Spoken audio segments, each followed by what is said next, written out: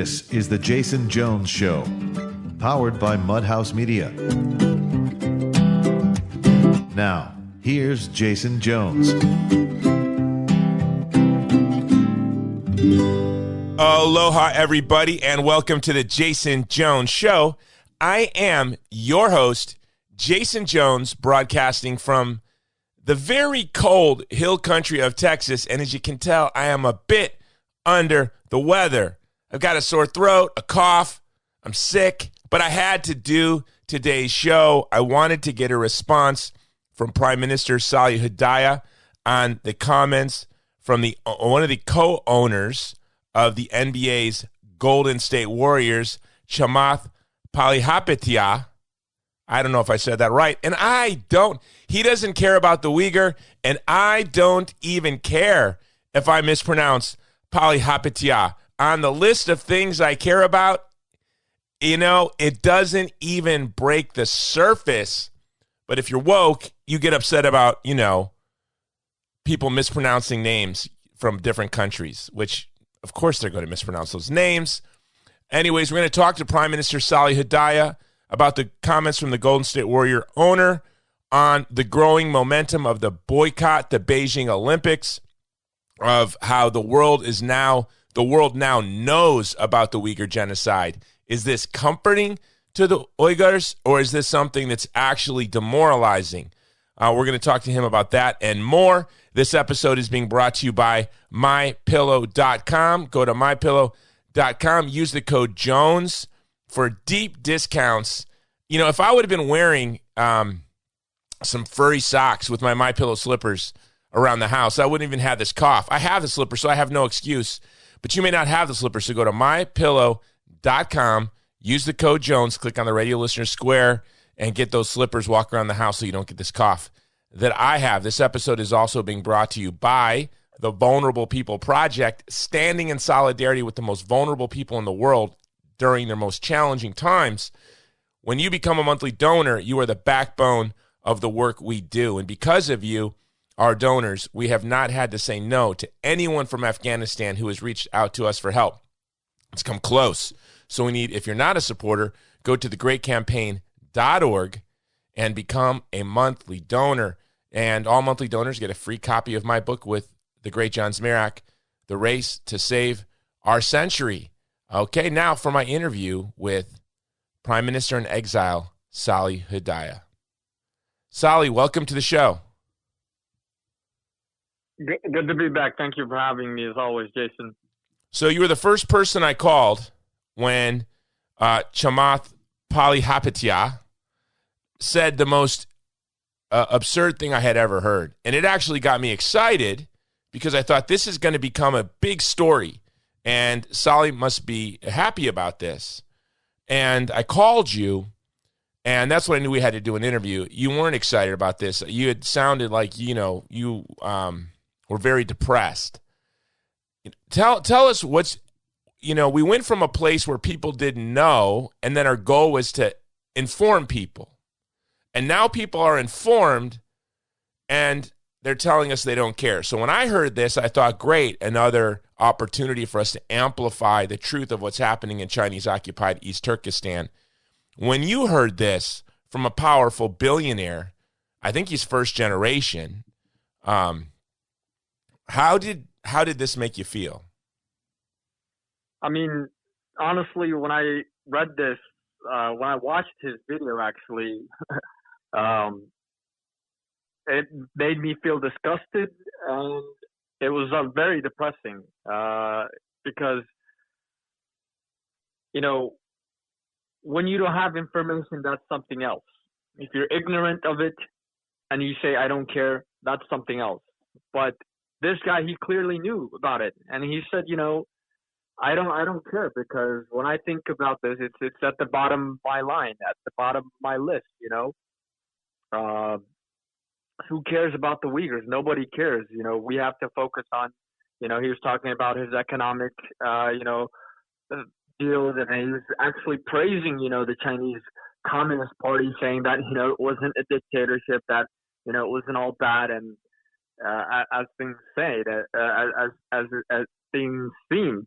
But being a billionaire, being, an owner of an NBA team, being in, 2022, where everybody around the world, majority of the people, especially, influential people, especially people who read the news, who keep up with current events, they are aware about what's going on. Nobody can deny this. I mean, numerous governments and parliaments, including the U.S. government, have, came out and recognized this officially as a genocide.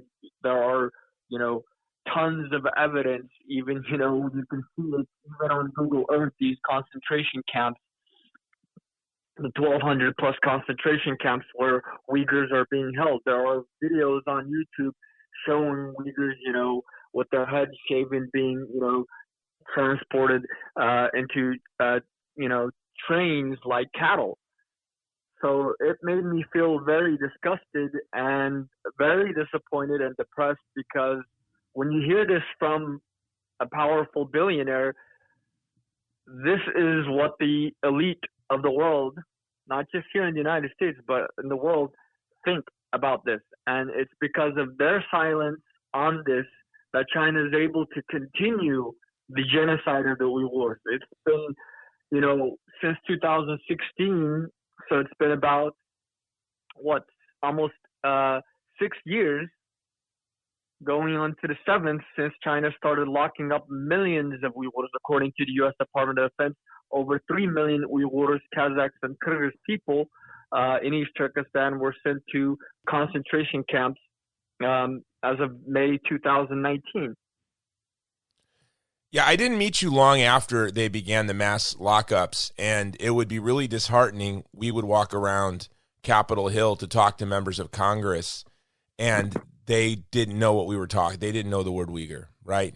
And recently when I was at I think it was Office Max, the young man behind the counter, I was working on Afghanistan initiative, and the young man behind the counter said, well, that's good that you're doing that, but you need to start fighting for the Uyghur too. And then I called you and had you talk to this young man. So we went from a place where not that long ago, members of Congress didn't know what we were talking about. Media, media personalities, news broadcasters, radio talk show hosts, prominent ones we talked to, didn't know what was happening in Chinese-occupied East Turkestan. And now we're to the point where, a large percentage of the world knows. I think most Americans know. And yet, what this gentleman, I don't want to call it, what this scoundrel, this effeminate viper said, I don't care. I'm about money. And this is what I'm going to translate to what I heard, Sally. He said, it doesn't interest me. What interests me is things that affect me and things that powerful people that can hurt me care about. Like if they care about them, I'll care about them. If the mob cares about it, if governments care about it, then I'll care about it. He said that. He said, when governments care about it, I will care about it. But isn't that the history of the world? Governments don't care. And the people have to push. The governments of the world did not care about apartheid. They did not care about Pol Pot and the Khmer Rouge. They did not care. And people pushed big business and governments to care. And now we're hearing this, and this guy has no shame. He's like proud of it. He's snarky. I don't care. No. I care about myself. It's pathetic.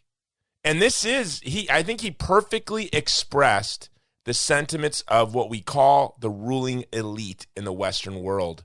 And they are arm in arm the partners with the CCP. Would you think that's fair that the ruling elite of the West, from Berlin to Washington, D.C.,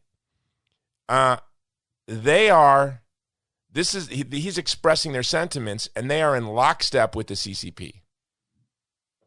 Is that fair? I totally agree with you. I'd have to say that's very accurate. I mean, when I first came to Washington, D.C. 4 years ago, I had many great hopes. I mean, I came to the U.S. almost 22 years ago as a political refugee. I grew up, in a Chinese-occupied East Turkestan where there's no freedom, no, rights. And the first thing that shocked me when I stepped out of the airport in Dallas, Texas, that's where I arrived, Dallas Fort Worth, the first thing that I noticed was there were no soldiers around. Growing up in East Turkestan, you see soldiers almost every 500 meters. So I thought it was very strange that there were no soldiers around. And I asked my father, why are there no soldiers? Like, where are all the soldiers? Where are the guns? Because that's what we always had pointed to our heads wherever we went. And he explained, there's none of that here. He said, you won't see that. The only time you'll see that is if you go, to a military base or somewhere that's, of high security value. And for me, that was quite shocking. And I grew up in America, in Oklahoma, spent most of my life in Oklahoma, hoping, that, in Oklahoma, a lot of people there, unlike in Washington, D.C., they actually care. And people are friendly. They care about their neighbors. And that was my impression of all Americans. So this was because I spent most of my life in Oklahoma. And then I came to D.C. hoping that everybody here would care about our issue and, things would work out well. But unfortunately, either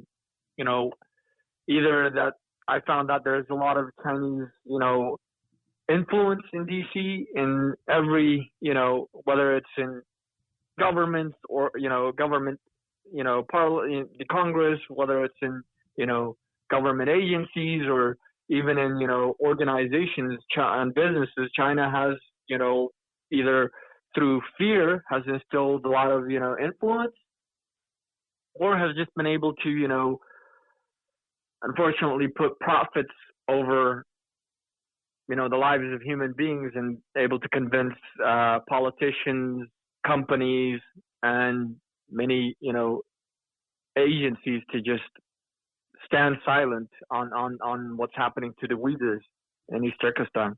I wish that it was ideology, but I don't think it was ideology. I think it was just he demonstrated it's just money. It's shameless self-interest. Absolutely. I mean, like, think of it. I mean, this guy's net worth is estimated to be around 1.2 billion. He owns an NBA team, and NBA, the NBA has been, gained a lot of negative spotlight because of, their efforts to censor people like myself, like you. We actually where you can't even really bring an East Turkestan flag or even talk about the Uyghurs or even see Uyghurs t-shirt at an NBA game because it offends China. And like, if you think about it, if Palapatia or billionaire, if he had said, yes, I care about the Uyghurs and what China is doing to them is, deplorable, it's inhumane. What would have been? What could have that statement have done? It would have given, a lot of hope to the Uyghurs. It would have probably empowered others to step up. Enes Kanter, he's the only NBA player that has been speaking out against, China's genocide in East Turkestan, and a lot of people became encouraged by that. Sure, there were some pushbacks by then. The Chinese government could have, damaged, the statements could have, damaged his business or investments. Yeah, that's going to happen. Well, Prime Minister, that's the point. Those words were not accident. He knew China was listening. If China wasn't listening, he would have looked in the camera and he'd have said, I care. We really care about this issue, and if there's something we can do, we'll do it, No, he knew he was performing for the CCP. He was tap dancing. Xi was playing the flute, and Palapatia, we got to give him a nickname, CP, old CP. CP was tap dancing. He was tap dancing for Xi. You've got you would think these guys had ego. We're told, all these rich guys, they've got ego. They've got pride. He's a punk. He's got $1 billion. He's worth over $1 billion, and he has no dignity. He has no shame, no pride. He's a billion-dollar slave. Exactly. I mean, at what point are you going to, sacrifice your free will, sacrifice your humanity for money? And with someone with $1 billion, what are you going to do with that money? Are you going to be able to take that money to the grave with you? No, because at the end of the day, regardless of whether we're rich or poor, we're all going to go into, a 60-deep grave, 6x6 grave. That's it. Yeah, and there are things worth more than money. Yes, let's say you believe that, that there's no God and that it all ends, and you just blink out when you die. You would still hope that you had some sense of empathy for immense, incomprehensible human suffering. And this guy lives in the cream of life, but yet he's a slave, which is really sorrowful. He's chained by his wealth. I had a friend, Sally, who was a Navy SEAL, and after the SEALs, he went to work at the White House, and then from there he went to work for a hedge fund manager, a big company, hedge fund guy, and who was a billionaire in New York. And this billionaire he worked for missed a close family member's funeral because he said he couldn't get away from the office because he just had too much work to do. And so my friend walked away from that industry. He said, I had thought by becoming wealthy, I would become free. And so I thought by working here, working in this industry, this would be an opportunity for me to become a free person. And when I saw that this guy who was a billionaire had to miss a family member's funeral because of work, then he realized he had become a slave. He didn't want to be a slave. And so he walked away. And I think that's the sorrow. And CCP knows our number, right? They know our number. They know the numbers of all of these little lemmings that work for these corporations, climbing their way up the corporate ladder with soulless, no will, no courage, will never risk, never be daring. And then they know how to play these ambitious twit entrepreneurs. And they know how to play them because of they're shackled by wealth. And so China honeypots them with this huge market and with slave labor. Unfortunately, that's what's the scariest thing. Is the fact that, these business elites, many businesses, they all claim, they have, business ethics and that they respect human rights or they care about human rights and humanity. And whether you look at their, any corporate business, when you look at their websites, they have all these, values and ethics that they claim to have, at least on paper. And then in reality, they don't have that. In reality, they are willing to engage in business with a regime that's engaging in genocide because, this guy Chamath said he doesn't care because it's his interest and he's got to make his money. But also it's like the consumers, it's also the consumers that we have a responsibility, to boycott these goods, these services, provided by, these companies and entities that are, working with the Chinese Communist government. If I was in, if I had any investments, like for example, he manages this guy Chamath, he's an investor. He manages a lot of investment funds.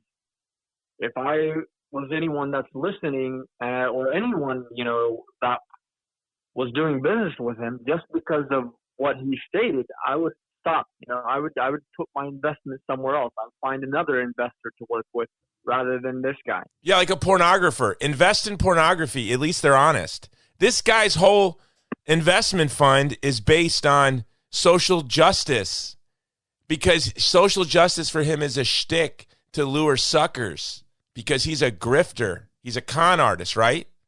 So if you're going to invest in something immoral, just go invest in pornography because at least they're telling you the truth. This guy,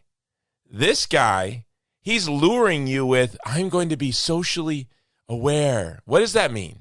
Yeah, we're going to invest in electric cars. Oh, so African kids can, mine your lithium? Okay, that's good. But so they're full. He's full of it. He's upset. The poor guys, they're like zombies, right? They're zombies. They don't even know. This might be good for him and a lot of people because they need to wake up. I mean, they need to look at themselves in the mirror and go, what kind of thin-souled ghoul have I become? Absolutely. I mean, even he tried to issue a clarification. Even in his clarification, he stated that he was that he didn't mean to be unempathetic, and that he came from he himself was a refugee, and he came from a background where they dealt with human rights issues. But even in that statement, he refused to mention the Uyghurs. He refused to actually offer a genuine apology. So it was just that made me even more upset. I mean, his excuse my language, his half-assed apology. Yeah, no, the apologies are worse, right? The only apology would be, listen, I'm a pathetic, vapid, soulless human being, and it disgusts me as much as it disgusts you. And I need help. I think that's it. That would be it. We'd go, oh, okay, yeah, you got it. All right, you're on your way to recovery right there. Because that is the truth, right? But that's so many of the people in power. Look at Joe Biden with Afghanistan. This man said no regrets. He didn't have to say that. He could have said, this withdrawal comes with a lot of regrets, as war and everything surrounding war does. And there's no easy way out. And this was ugly. And my heart breaks. No regrets. Million kids starving. No regrets. Women being systematically raped. No regrets. CP. 3 million people forced in concentration camps. Organ harvesting. Systematic rape. Systematic murder. This doesn't register on my radar. But I guarantee you he obsesses on the Uyghur. For him, I bet you he thinks if you can't be a co-owner of the NBA and not think about the Uyghur issue a lot and how it's going to affect you in your relationship with China, because it's frightening for them. So he knew this was an answer he had prepared. This was his prepared answer because, again, he was tap dancing for Xi. I promise you this was his prepared answer. Absolutely. I mean, this is they prefer, profits, and so in order to preserve their business interests, they know what upsets China and what doesn't. And China has a very clear line. They've been trying to punish anyone with any, whether it's activists, whether it's businesses, athletes, even, like as I mentioned earlier, Enes Kanter, he spoke out, and China flexed its muscles and presumably pressured the NBA, the Celtics, to stop showing using Kanter on the field, and to stop showing the Celtics games in China. And this hurts the NBA, this hurts the Celtics, and this is one way of punishing them and discouraging others from speaking out. But at the end of the day, when are we going to continue to sell? When are we going to stop selling our humanity for profit? When are we going to actually do something right? Every year, world leaders, from leaders to individuals all across the world, from athletes to celebrities, everyone, when it comes to, Holocaust remembrance, everybody says never again. On Holocaust Remembrance Day, they shoot out a tweet, put up a post on Facebook, on Instagram stating that, never again, we vow never again. Yet never again is happening right now in the 21st century. and they are complicit to that. What upsets me the most, Jason, is not the fact that there are vile people like, Chamath and other, elites like him who disregard human life. That's not what upsets me. What upsets me the most is the fact that there are many good people. There are many good people across the world who, deep in their hearts, they show solidarity. They care about the issues, but they are silent. They are silent out of fear, and that's what upsets me the most. Even many Uyghurs across the global diaspora, even here in the United States, I know, many Uyghurs, majority of them, in fact, who are silent because of fear, and that's what upsets me the most. These people, they have their family members in the camps, yet they're not even willing to publicly speak out against it because of this fear. And this fear is what, China uses to control us and all of humanity. I have sympathy. I understand if you're Uyghur and you're afraid to speak out because you have loved ones, or I can have charity for them. But if you're an American, China cannot touch you. You're a billionaire owner of the NBA. Bring on the fight. You will win that fight. China will, they don't want it to, it will set, Enes Kanter Freedom is starting a fire. You and I have gone to NBA games, gotten thrown out. Police have asked, escort us out. And one of the best moments was when the Budweiser guy, get your Budweiser here, that guy, as the police were throwing us out of the stadium, the fans were cheering for us. And the Budweiser guy, on camera, with everyone looking at him and us and him being on camera, was saying, why are you throwing him out for telling the truth? He's just telling the truth. That guy, he might have lost his job. We don't know if that guy lost his job. He didn't care, right? That guy, the Budweiser guy, if he lost his job, that's a big deal, right? That's a big deal. If Chamath stood with the Uyghur, what could China do to him? Really? Nothing. And pick a fight with him. If I'm a billionaire co-owner of an NBA team, I'm picking a fight with China, and I'm not going to lose. That's the sad thing. And I think a lot of people listen, especially with my organization, like, Jason, we have to right our ship first. And they're correct, because the American working class and middle class are the hope of the world, and we are embattled at every direction, right? We're being kicked out of our job because we don't get a vaccine. We're being locked in our house, masked up. Our kids are doing teleschool. Inflation is going out of control. We're barely making ends meet and keeping our head above water. And this is a bad thing, because if you keep the American working class and middle classes struggling to survive, then the rest of the vulnerable people in the world don't have a voice, because we are their voice. So yes, we have to right our ship. We have to kick the pirates out. We have to take back our institutions, our universities, the State Department, our police departments, and our intelligence agencies. They need to serve the will of the American people, not the interests of the elite, who seem to be arm in arm with the CCP. I mean, I don't know about you, Sally. I still cannot boost anything I post on Facebook about the Uyghur. They do not let me advertise it. Have you guys been successful advertising on social media for the Uyghur? Not on Facebook. Not on Facebook. I mean, for whatever reason, we can't. They say it's political, and they won't let us do any advertisements. You're allowed, if you deny the Holocaust on Facebook, you are kicked off. So if you deny the Holocaust, you are kicked off.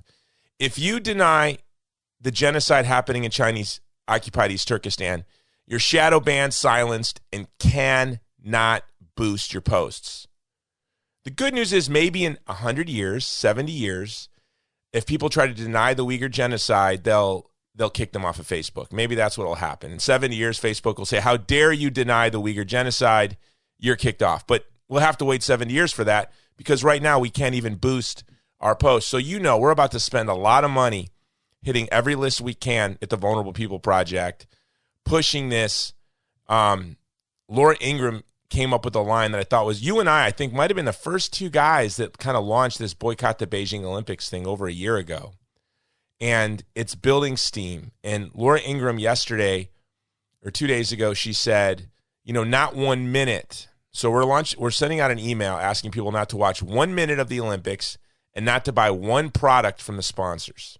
And we're going to email every list that we can rent. Because social media has become useless for us. We just can't use social media except for Getter. Oh, by the way, follow me at Getter, The Jason Jones Show, at The Jason Jones Show on Getter. Sully, are you on Getter yet? No, I haven't. I'm not too familiar with Getter. Getter is it's the fastest growing social media platform in history, and it's replacing Twitter. And there's a lot of support for the Uyghurs there, all day, every day. Did Parler change? Because I thought I had like Parler. Look, I've been very slow to. I don't like Twitter. I don't like the Twitter model. Because it's relentless. Andrew Breitbart was one of my best friends, and like Twitter was his job. He just lived on Twitter, and I don't want to be consumed by it. But I have been on Getter because I'm on Steve Bannon's show a lot, and he plugs it. And so I thought, I'm going to do this. And it's just been a great resource for us to educate people. And they would give you a blue check. You would be acknowledged. You'd get an official blue check account. And Getter's the place. And this is my point to your point about Parler. There were so many new platforms, I didn't know which ones were going to pop. So I was just waiting to see which one really took off. And it was just timing, right? There's a tide in the affairs of men. Joe Rogan got kicked off just as Getter was picking up steam, and he moved to Getter. And Tulsi Gabbard moved to Getter. And Ines Cantus Freedom moved to Getter. And Royce White moved to Getter. And so all these guys, Royce is on Getter all day, every day. Talking the NBA, former NBA player, just a great person, human being, talking about the Uyghurs. So it's a place that you need to be. Let me ask you. Let me ask you this.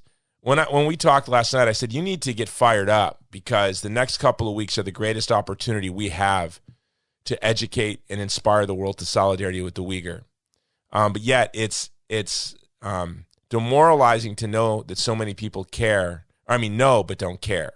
It's one thing that they don't know, and you're like, all I have to do is get them to know. And then you're like, they know, and they don't care.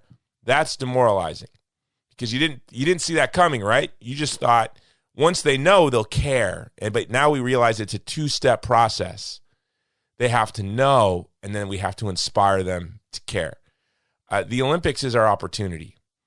The next couple of weeks. What can you give us a sense in the Uyghur community? Do they understand? How is the morale? Our morale is very low. As I said earlier,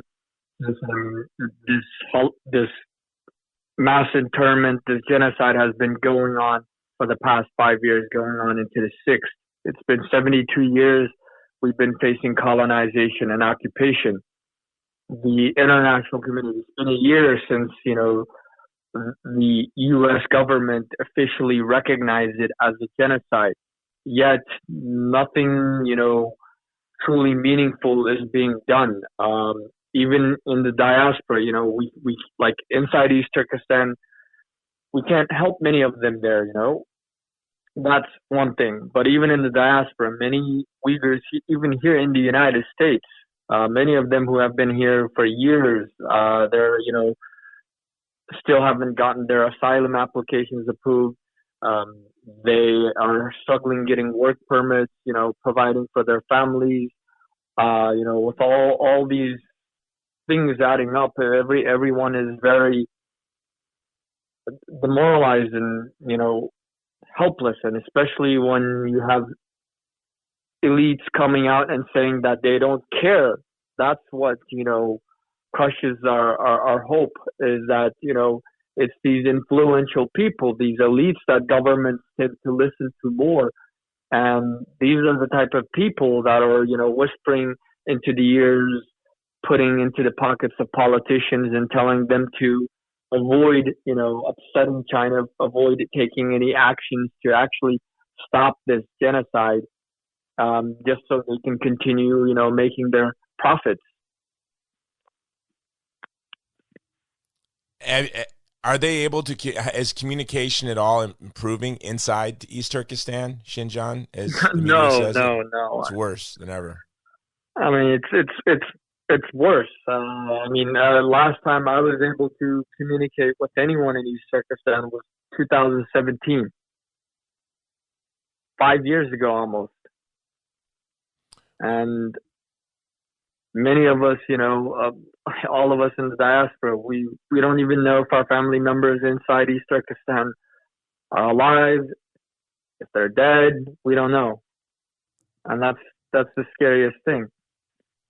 Living in the 21st century, where you could easily call them, you could easily message them in any part of the world, but for us, it's been years. We can't.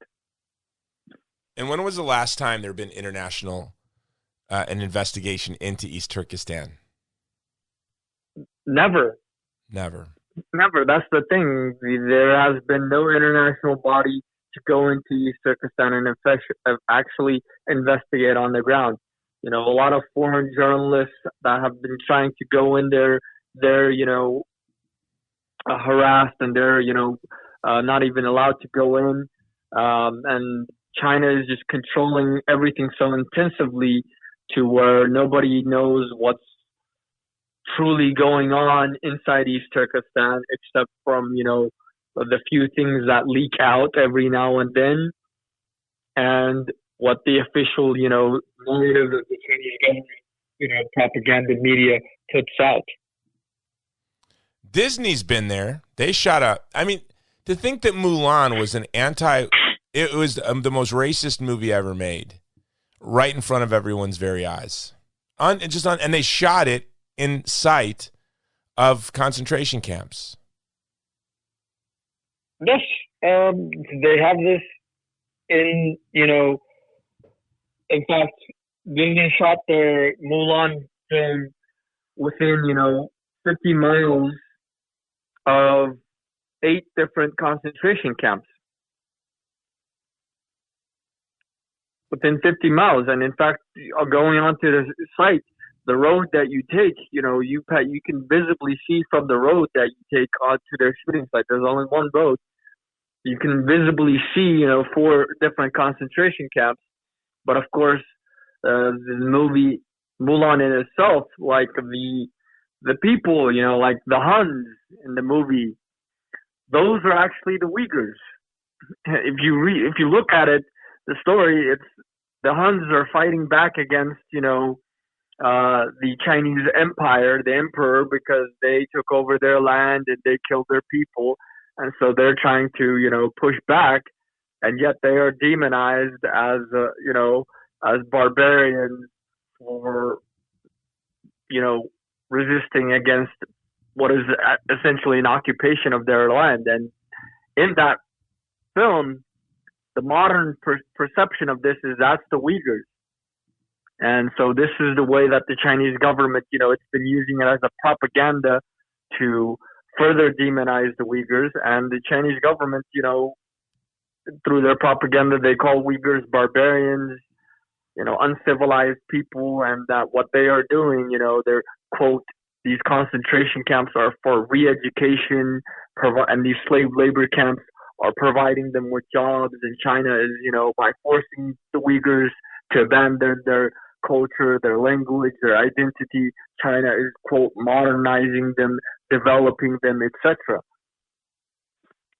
It's extremely racist. It would be as if during World War II, the Nazis shot a movie about, Germans invading Poland, and they made the Poles out to be some sort of like nefarious monsters. Absolutely. And Disney did it in broad daylight, and we took our children there. This is the type of things, the Chinese government has, as I said, they have, essentially, what do you call it, infiltrated every walks of society.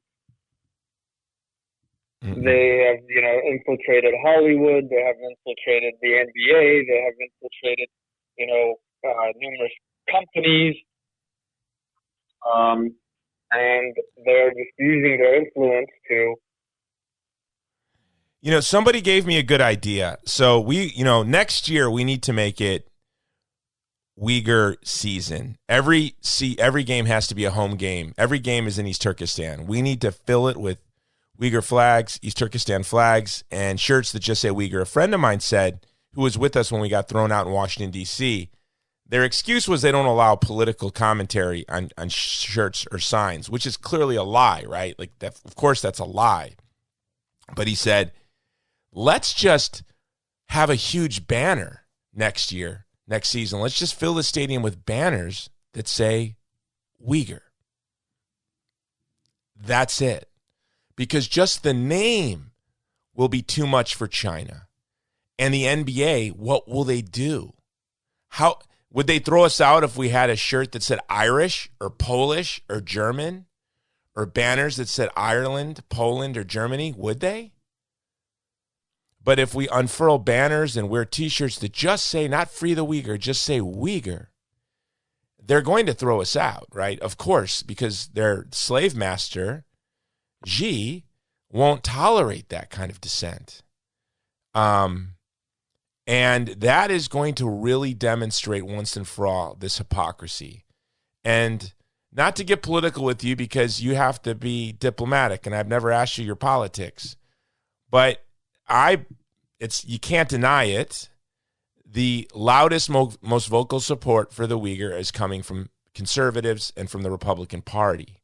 So as Republicans take the House, maybe we can get committees, we can call the NBA owners into Congress, and this is going to be a relentless battle. And they need to know we are not going away. They think we're going to fatigue, we're going to quit, we're going to go away.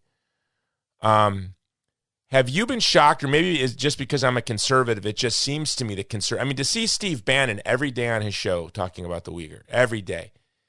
10 years ago, I would have thought this would have been Rachel Maddow talking about this. But what you find out is the left never talks about the hard issue when it's hard. I don't want to put those words in your mouth, but that's what I see. Am I missing it? Are there voices from the left that are speaking out, powerful, influential voices that I'm missing? Unfortunately, I wish there were.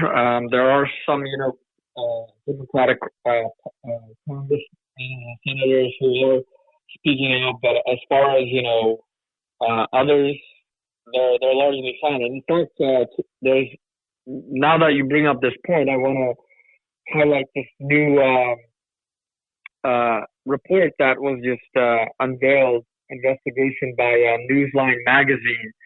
They found that that a network of charities, funneling billions into left-wing platforms, they are taking China's side on the genocide of the Uyghurs.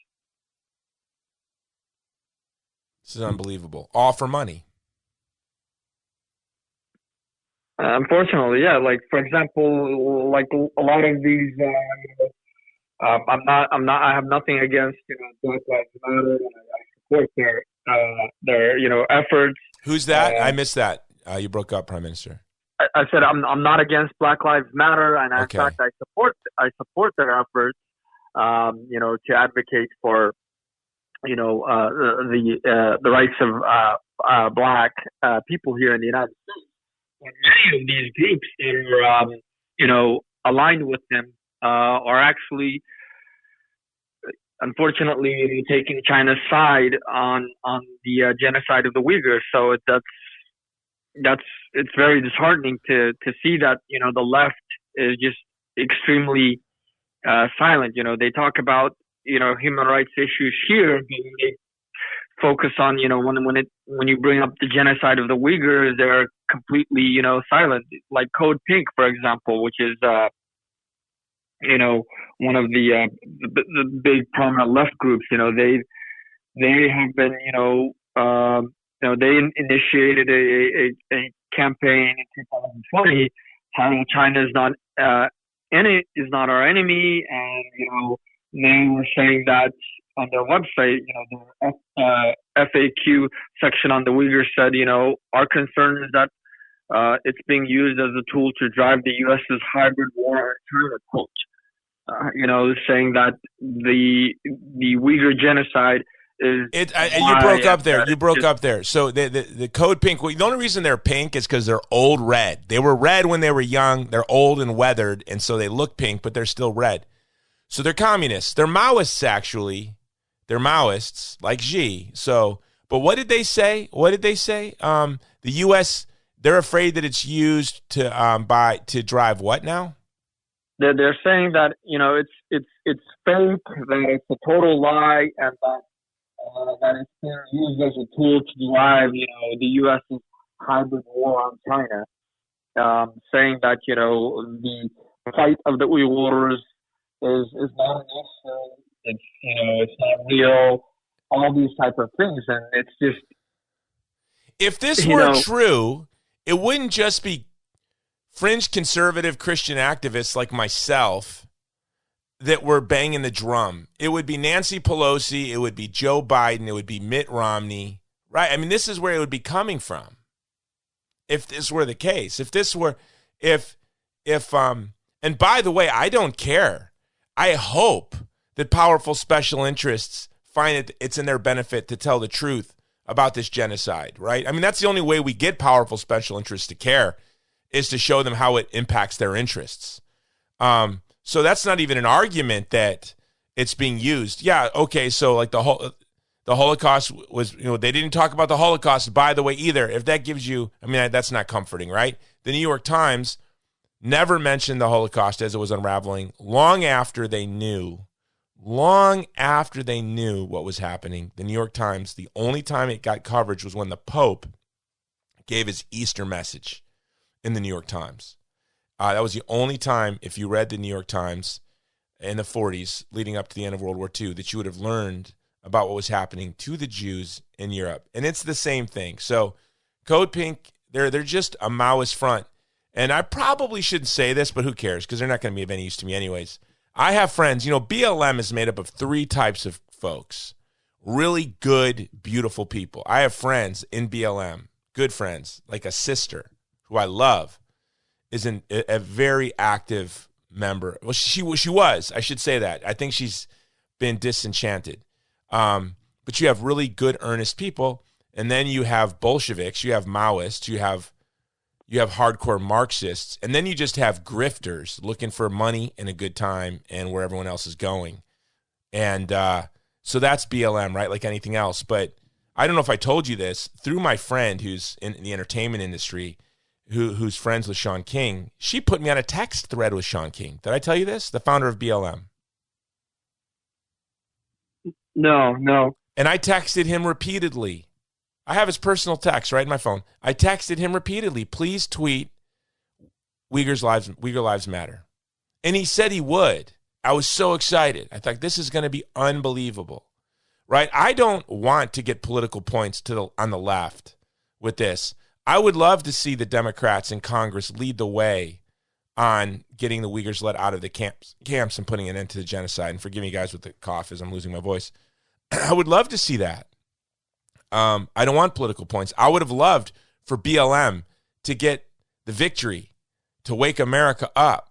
But Sean King, for whatever reason, didn't do it after saying he would, and I just gave up messaging him on that. So it's very sad.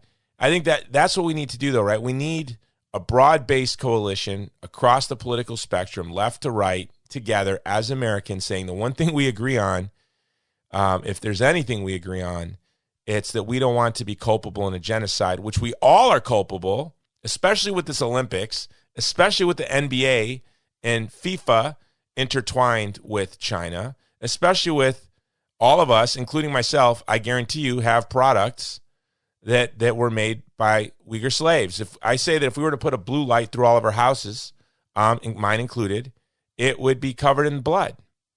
And so we're all culpable. This is disgusting. So we need to decouple ourselves from the slave state of the CCP.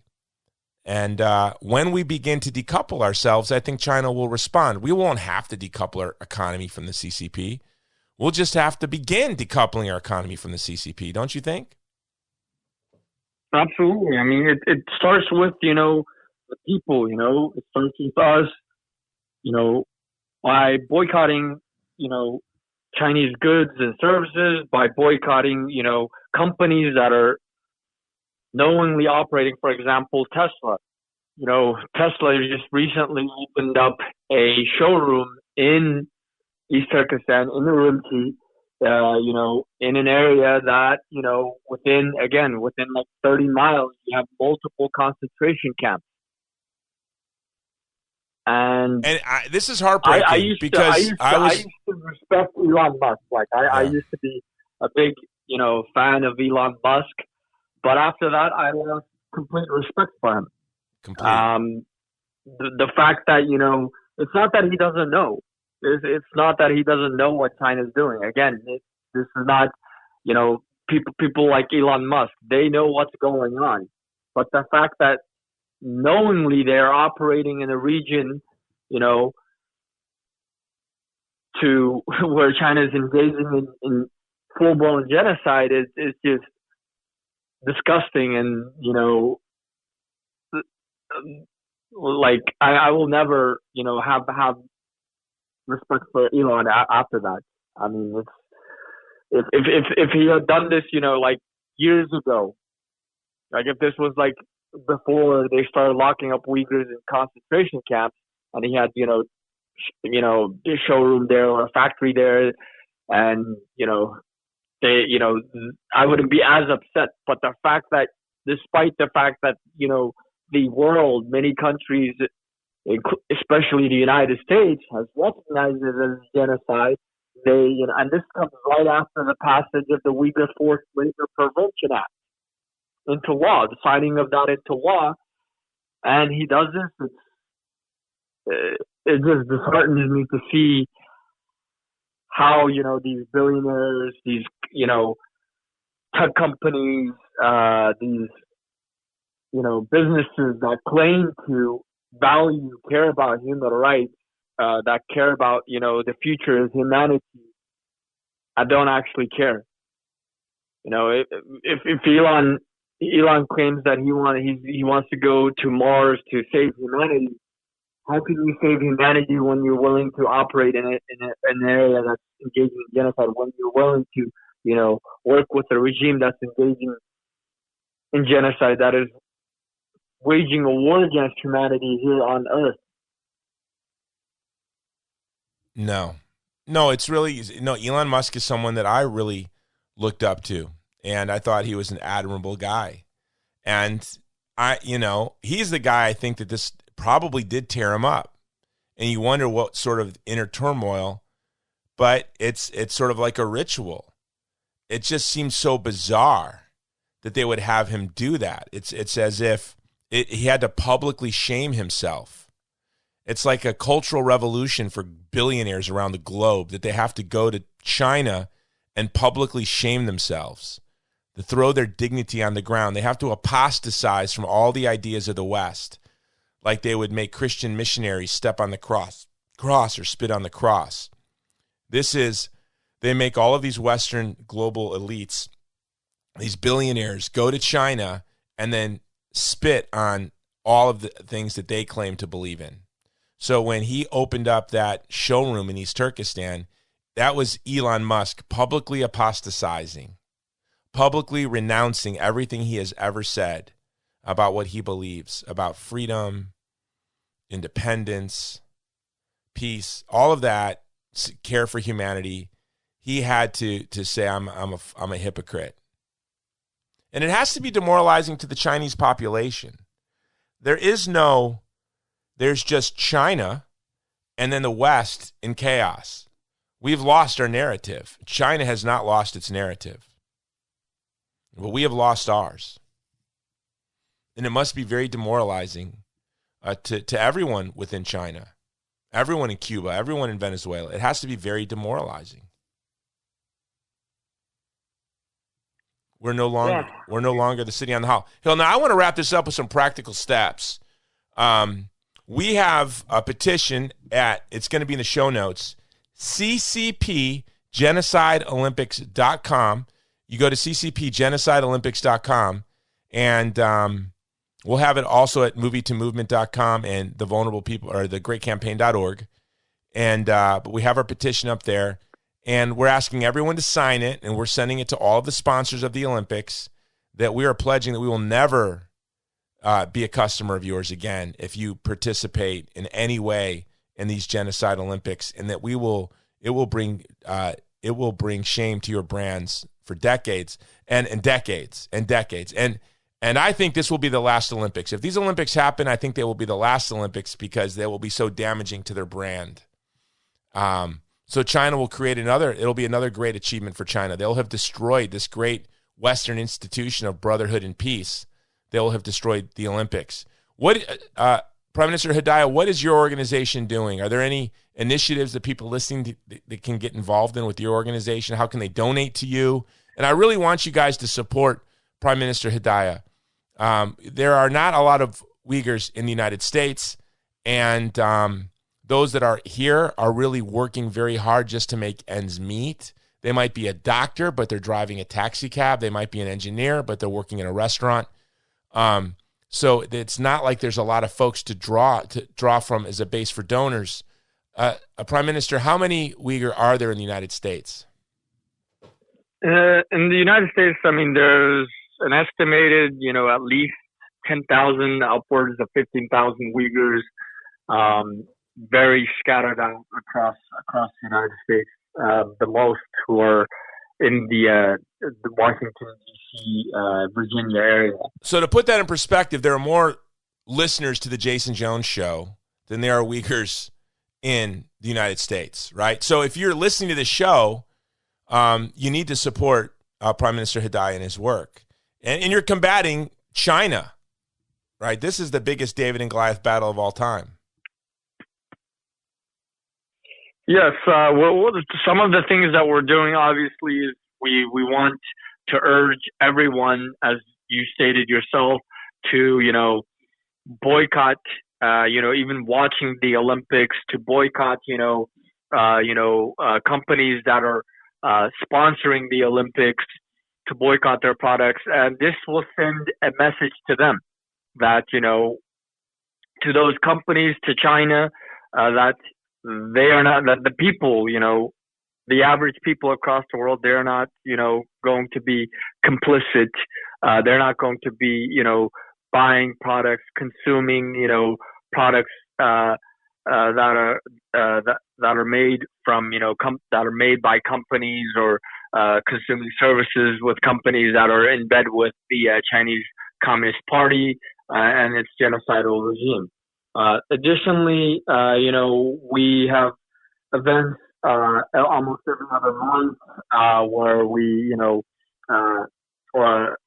protest against the Chinese government. We are also trying to enact new legislation, stronger legislations to help the Uyghurs, whether it's to, expedite the asylum applications, or whether it's to take more meaningful, strong actions by the government.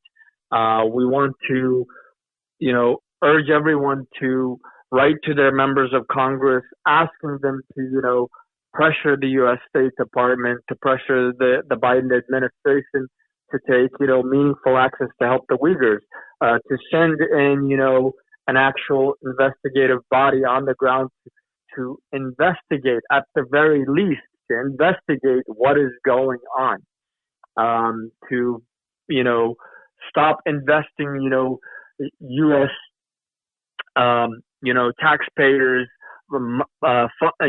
taxpayers' money into, Chinese companies and other things, because there's a lot of, government funds, even by the U.S. government, ends up being invested in China, and many of them are connected with, the Chinese government and their operations in East Turkestan. And what website? Can you give us the website? Yes, they can visit us at east-turkestan.net, or follow us on, ET Awakening or etx.gov on Facebook, Twitter, Instagram, LinkedIn, and so forth. Can you do me a favor? Start a Getter account, and then I'm going to send it to my friends at Getter to make sure that it gets recognized as an official account. You get that blue check. I think it's blue. Got it. I just actually I think it's an orange set check. up one. Yeah. Okay. Yeah, get it there because you're going to find a lot of friends there. We're really excited right now, Prime Minister. We have photographers fanning out all over Afghanistan, taking pictures of the horror that's happening there in the wake of the biggest debacle in the history of foreign policy, the Biden withdrawal from Afghanistan, that catastrophe, his no regrets winter, the winter of no regrets. Well, we're going to flood Getter with these photos. I've gotten these Afghan photographers they have Getter accounts now. And in the coming weeks, we're going to start flooding the world with images of what no regrets looks like, what a no regrets winter looks like. So Getter's a place where I think we can feel free. You know, I never thought that the human rights work that I do would be censored by the mainstream media and the big tech. You know, when we went to that, which game was it? Oh, when we were at the game in Washington, D.C. and we got thrown out. Do you know when they replayed the game, they edited out the few seconds where the cameras were right on our big banner, Free the Uyghur? It was ESPN edited out for the replay. Wow. I mean, that's, you know, they seemingly have sold their soul. If they had a soul to sell, I just think that, you know, it's sorrowful. I actually pity them. I pity them.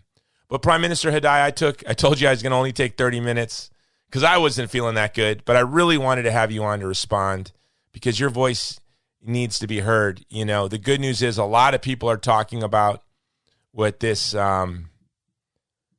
soulless vermin said. CP, say his name again. I'm going to butcher it. Chamath, his last name is Polypatia, this guy. A lot of people are talking about him, but you never hear any Uyghur voices in the press unless it's you. And I wanted to make sure we got your voice. And that's something else that's very sad. You know, that we have this big genocide, and we should see Uyghur leaders and the news on Newsweek. You know, they should be in all the mainstream print magazines and newspapers, constantly being quoted. They should be on all the talking head shows, and it's not. And so I'm just grateful that on my show, you always have a voice. Thank you. God bless you, Jason. And you know, you're one of. I wish we had a lot of friends like you, but we are grateful to have you. You're one of the, if not the most, you know, loyal and steadfast friend that we have. I'm with you guys till this is over, and I'm looking forward to going to East Turkestan with you and you showing me around. This is my dream. God willing, it'll be much sooner than later.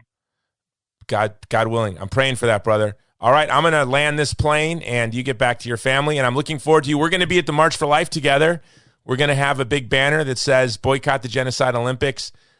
Prime Minister, we're printing up stickers, thousands of stickers calling on people to boycott the Genocide Olympics. We're going to be at the March for Medical Freedom on Sunday in Washington, D.C., stickering everybody with those stickers, and the March for Life, stickering everybody. And you'll like this. I'm going to be in the VIP tent.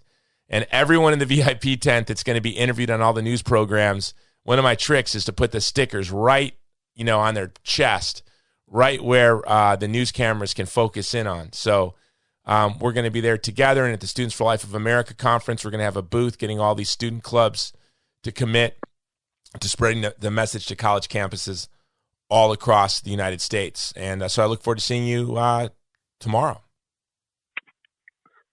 Likewise. Thank you so much. God bless. All right. God bless you, brother.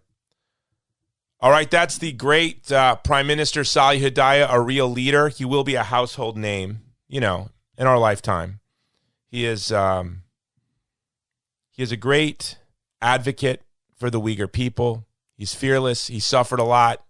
You know, so many Uyghurs suffer a lot. When I was in Washington, D.C. at the International Religious Freedom Conference, there was a young Uyghur woman who played for me all of the message. We interviewed her on the show. You should go back and listen to it. Maybe I'll put it in the show notes.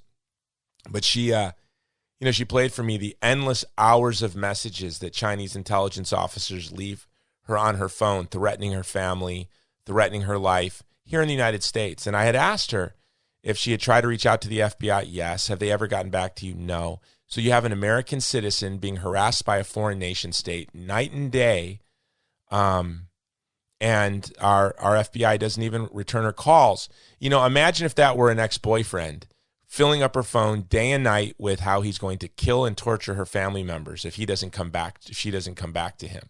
That's what these messages were. If you don't come back, we will keep your sister in prison for 30 years. If you come back, we'll keep her in prison for 15 years and you in prison for 15 years. If you don't come back, we're going to hurt your sister. Imagine if somebody said that. If you don't come back to me, I'm going to hurt your family. Well, that's what the CCP does. And where are our law enforcement agencies? Where is the media? Is this not a story? Is this not like the biggest story in the world? An American citizen is being, a young woman is being relentlessly hounded by a foreign nation state, and her life and the life of her family is being threatened. Isn't this something an investigative journalist would want to cover, would want to look into? No. Why? Because China's fingers are in everything. And we are soulless materialists that are not willing to sacrifice anything. Nothing. But we are. The Jason Jones Show is. And that's why I commit to not 1 minute of the Olympics. Now, I have to be fair to you.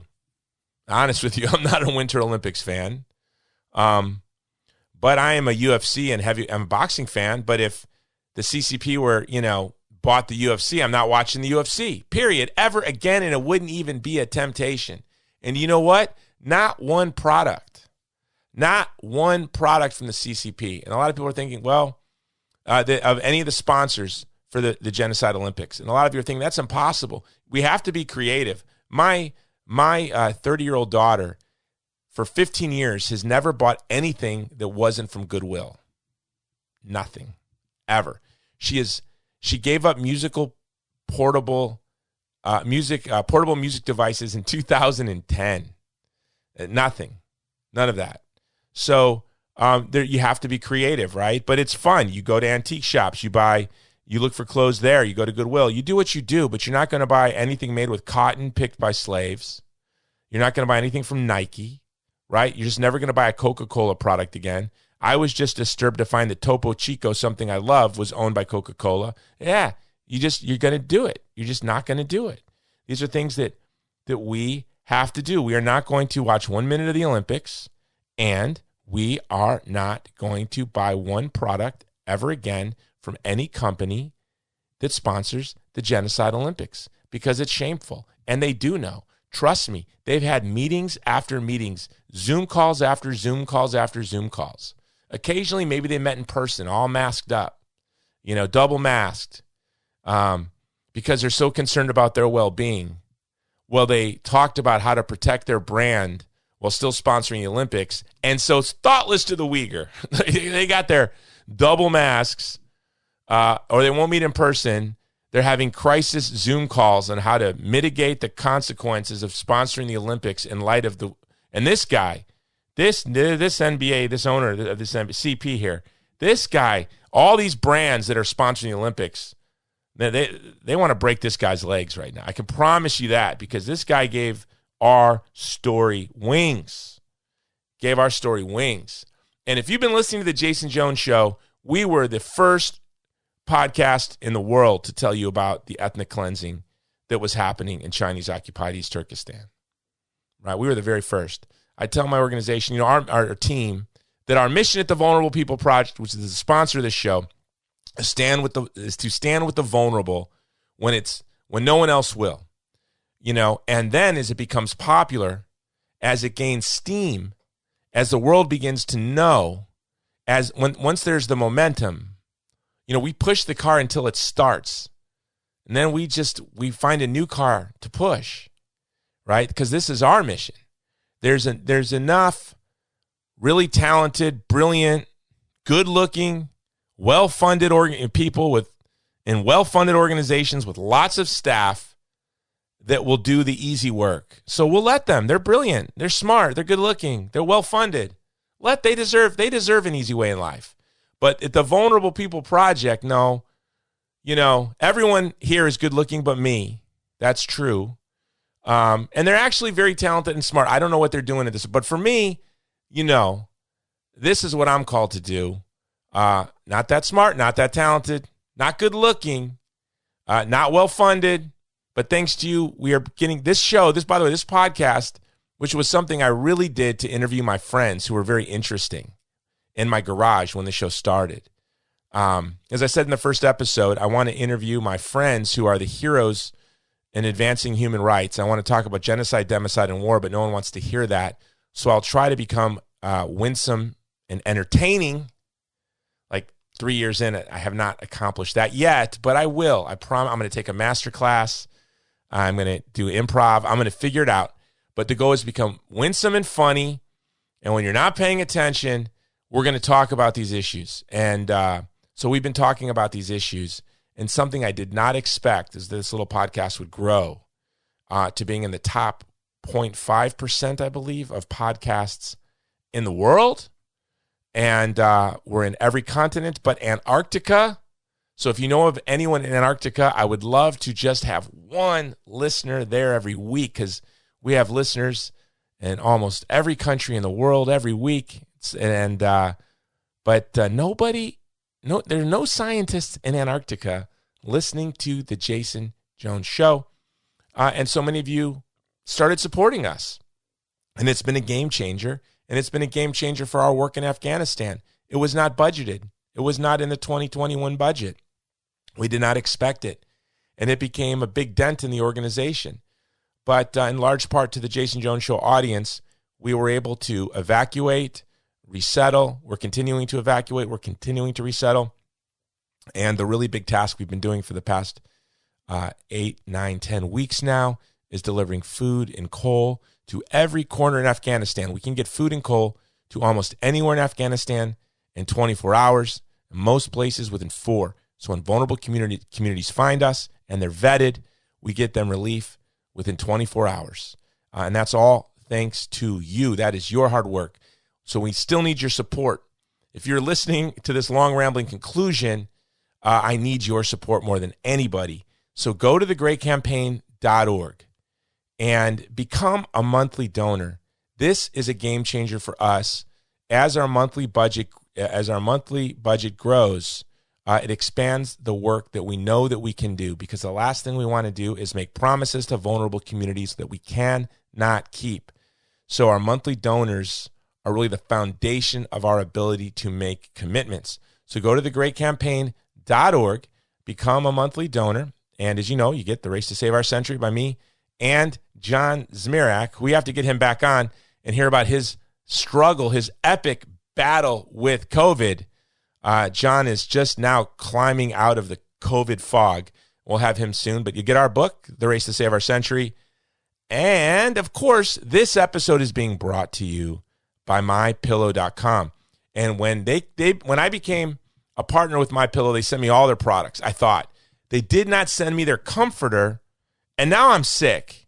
And I'm thinking it's because of this cold weather that just swept into hill country, and I didn't have a comforter. I didn't have a nice comforter. I never dress right. I never prepare. 31 years in Hawaii, I'm never prepared for this weather. I didn't have a comforter. So I'm ordering the comforter, and I'm going to use the code Jones. So go to MyPillow.com. There is a special on comforters right now. You got to get those slippers, wear your plush socks, wear some nice fluffy white socks with those slippers, or you don't even need those socks if it's, but if it's cold, I get cold. If it's like 65 degrees, I start shivering. My daughter said to me last week, it was my son Max. He said to me, I'm not going to say the temperature until I tell you what he said. He said, "Dad, nobody ever gets used to this kind of weather. This is brutal." This is a boy raised in Hawaii. Nobody ever gets used to this weather. And it was 54 degrees out. So for those of you listening in most parts of the Northern Hemisphere right now, that's funny to you. Yeah, no one ever gets it. I said, "Son, when I was a boy in Chicago, 54 degrees in January was put on your jersey, grab the football, and put on your shorts. Don't worry about shoes.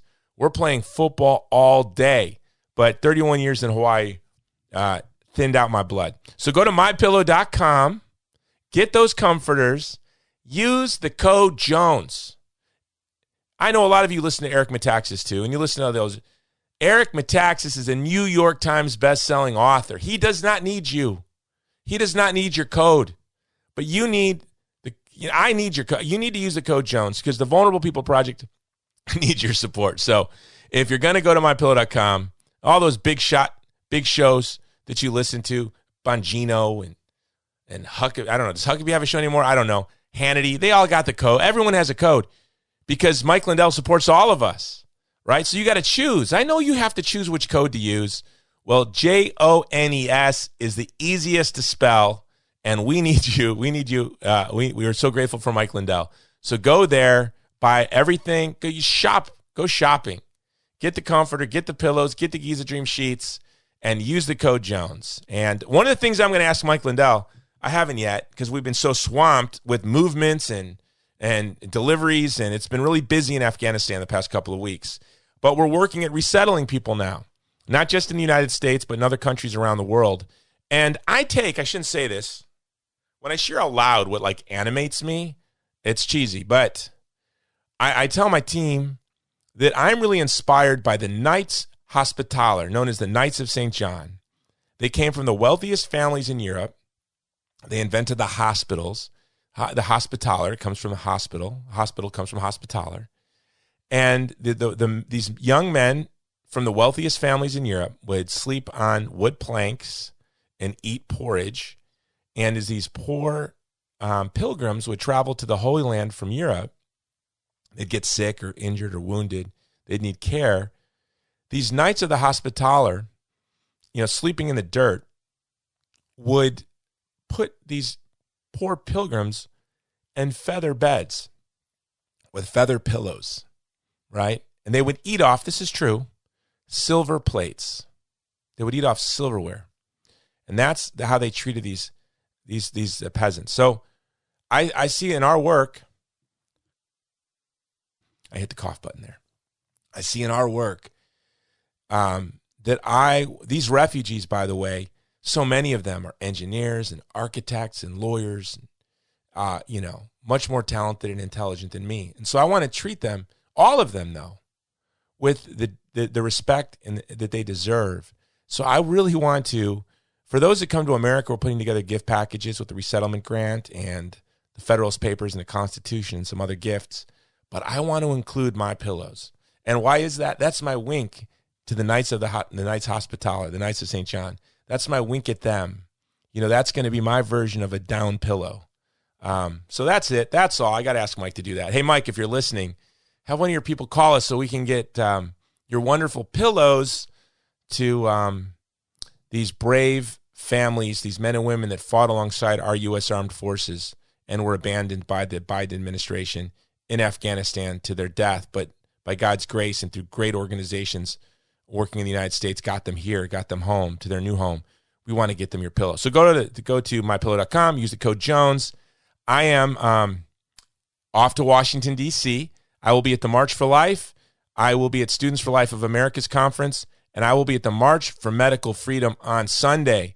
So if you're going there, go to our website, send us a message, and look for me. We're going to have a booth at SFLA's conference where we're going to be signing up all the youth groups to show our new movie, Divided Hearts of America, starring Benjamin Watson. And also Prime Minister Hudayar will be there, where we will be signing up all these clubs, these pro-life clubs. We're going to ask them to leverage their organizations to advocate for the Uyghur. And this is why this is exciting to me. Another digression, that I'm at the SFLA conference, and I'm speaking to the young people too. My whole mission came from when I was a college student and I had a pro-life student union that I founded. And as embattled as we were, this pro-life club, and I was chairman of the College Republicans, as embattled as we were on campus, I found out that these other groups that were fighting for their own communities, they were suffering genocide. For example, some Chinese groups were trying to get Wei Zhenxing freed, who was freed, actually 2 weeks after we led a protest in Hawaii.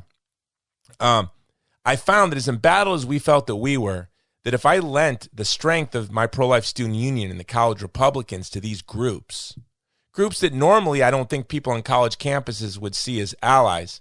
And I didn't see ourselves as allies to them. I saw that we could serve them, that we had a little bigger, actually a much bigger platform. And so now to be at the Students for Life of America Conference, which I think is the most important college organization in the United States of America, and these young people are the most beautiful human beings on earth that make up this organization, and it's big. There are going to be thousands of kids there, even with all of DC's nonsensical, insane restrictions. These are brave young people that I'm going to get to bring Prime Minister Hudayar, the leading voice in the Western world for the Uyghur, to come and speak to them on stage with me and sort of be a continuation of the work that started for me at the University of Hawaii in the 90s. I'm grateful for that, and I'm grateful for you. I hope you subscribe. Give us 5 stars. I never ask. And I always mean to ask. Give us 5 stars. Like and review. Share the show. Until next time, it's the Jason Jones Show. This has been the Jason Jones Show, powered by Mudhouse Media.